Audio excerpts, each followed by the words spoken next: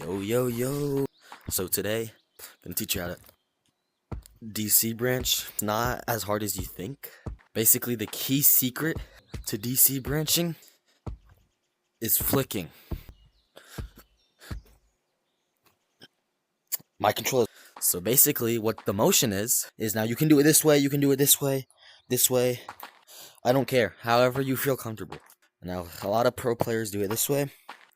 I do it many ways. I just do it. I don't really have a way of holding my controllers. So all you want to do is just hit hard and flick. And the easiest headset to do it on is Quest 2, by far. Now, there are ways to do it on Quest 3 and 3S. However, it's very difficult and it's not the same. Now, you might not feel it when you're DC branching. You're definitely doing it, okay? The easiest way to know if you're DC branching or not is that when you try to DC branch and you look at your hand, notice how it just teleported back in front of me? It's because my controller disconnected and reconnected. A lot of the times when you DC branch, it should only be on branches or if you're hitting off of walls or hitting off of the ground. You never want to DC on walls unless you absolutely need to, because it is extremely risky. Like, I'll DC branch on walls. No, notice how I got knocked back? That's why you can't do it on walls. Now, obviously, in certain, like when you're doing a cross right here, you can. But if you're just going straight forward, do not do it. If you want to DC branch, or I guess not branch anymore, if you want to DC on slippery walls, you gotta look away from your hands and hit hard and flick. I'm not that good at... I don't know if I did it there. It's not that hard to DC, but it definitely takes some practice, and I haven't even mastered it yet.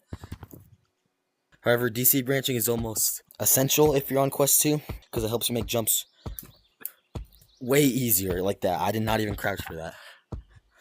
A lot of people know something called DC running. Again, I wouldn't do that. Sometimes if you DC on the ground, you'll get flung back, and it's very, very, very risky.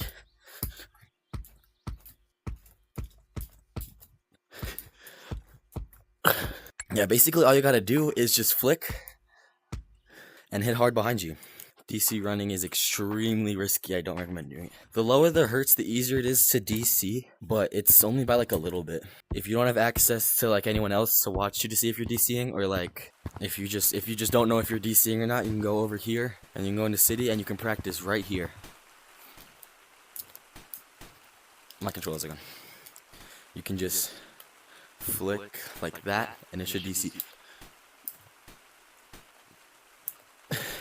One mistake that a lot of people make is trying to DC exactly behind them, and that's going to be very difficult, and it can also mess you up a lot. But people want to do straight back like that. I wouldn't recommend doing that. Like I said, you can, but you're almost never going to be able to. Let me know what tutorials you guys want to see next. Bye.